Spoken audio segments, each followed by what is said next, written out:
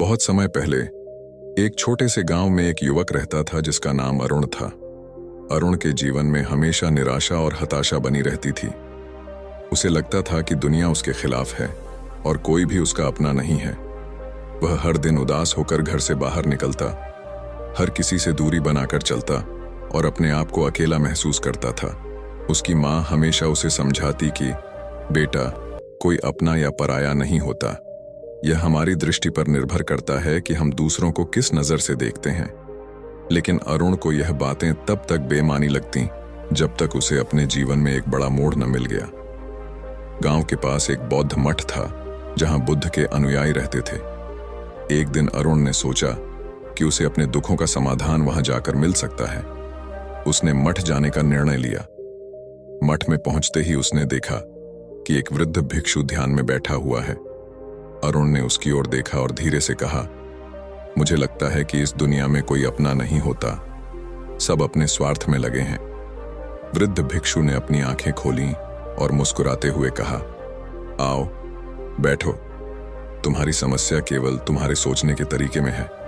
जब तक तुम खुद को नहीं बदलोगे, दुनिया भी नहीं बदलेगी।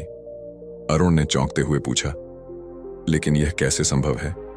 लोग मेरे साथ बुरा व्यवहार करते हैं, मेरी मदद नहीं करते, मुझे अकेला महसूस होता है। इसमें मेरा दोष कैसे है? भिक्षु ने एक छोटी सी कहानी सुनानी शुरू की। बहुत समय पहले एक राजा था। उसके राज्य में चारों ओर खुशहाली थी, लेकिन एक समस्या थी। जब भी राजा अपने महल से बाहर निकलता, उसे नुकीले पत्थरों और धूल से चलने में कष्ट होता। राजा ने आदेश दिया कि पूरे राज्य की सड़कें चमड़े से ढक दी जाएं ताकि उसे दर्द न हो। लेकिन फिर उसके मंत्रियों ने उसे समझाया कि यह तो असंभव है।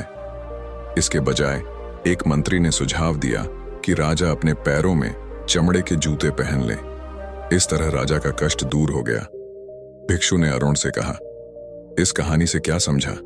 अरुण सोच में पड़ गया और बोला, शायद इसका मतलब यह है कि हम बाहर की दुनिया को बदलने के बजाय अपने आप को बदल सकते हैं। भिक्षु मुस्कुराया और कहा, बिल्कुल सही। तुम दुनिया को, लोगों को या उनके व्यवहार को बदल नहीं सकते, लेकिन तुम अपने दृष्टिकोण, अपनी सोच और अपने व्यवहार को बदल सकते हो। जब तुम खुद में परिवर्तन लाओगे तो तुम्हें यह दुनिया और लोग भी बदलते हुए दिखेंगे। अरुण ने भिक्षु से और समझाने का अनुरोध किया तो भिक्षु ने कहा, यह संसार एक दर्पण की तरह है। यदि तुम इसमें हंसोगे तो यह तुम्हें वापस हंसी देगा। यदि तुम इसे गुस्से और दुख के साथ देखोगे तो यह भी तुम्हें वही लौटाएगा। अरुण ने सोचा कि यह सत्य हो सकता है। उसने अपने जीवन में पहली बार खुद की गलतियों पर ध्यान दिया। उसे यह महसूस हुआ कि वह हमेशा दूसरों को दोषी मानता था, लेकिन अपने अंदर के दोषों को कभी नहीं देखा। भिक्षु ने उसे ध्यान, करुणा और मैत्री की साधना करने का सुझाव दिया। उन्होंने कहा, तुम्हारे भीतर की शांति ही तुम्हारी सबसे बड़ी शक्ति है। जब तुम अपने भीतर शांति और प्रेम को स्थापित करोगे, तब तुम्हें बाहर के संसार में भी प्रेम और अपनापन मिलेगा। अरुण ने भिक्षु की बातों को गंभीरता से लिया और मठ में ही ध्यान करने का निश्चय किया। उसने ध्यान के माध्यम से अपने मन को शांत किया और धीरे धीरे उसकी सोच में बदलाव आने लगा। उसे महसूस हुआ कि जब वह दूसरों के प्रति सकारात्मक दृष्टिकोण रखता है तो लोग भी उसकी ओर सकारात्मकता से देखते हैं। कुछ महीनों बाद अरुण पूरी तरह से बदल चुका था। वह अब जीवन में किसी से अपेक्षाएं नहीं करता था, बल्कि अपने आप को बदलने और अपने आंतरिक शांति को खोजने में लगा रहता था। गांव के लोग भी अब उसके प्रति अलग नजरिया रखते थे। जहां पहले वे उसे एक नाराज और दुखी युवक के रूप में जानते थे, अब वे उसे एक शांत और समझदार व्यक्ति के रूप में देखते थे। एक दिन उसकी मां ने उससे पूछा, बेटा, अब तुम पहले जैसे क्यों नहीं हो? अब तुम्हें किसी की शिकायत करते नहीं सुना। अरुण मुस्कुराया और बोला, मां, मैंने समझ लिया है कि इस दुनिया में कोई अपना या पराया नहीं होता। यह हमारी दृष्टि और सोच पर निर्भर करता है।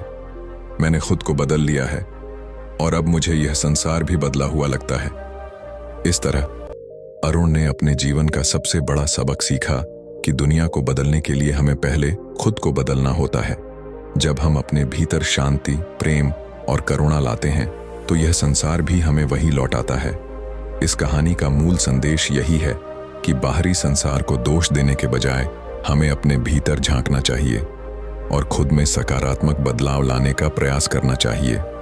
यही सच्ची सफलता और संतोष की कुंजी है।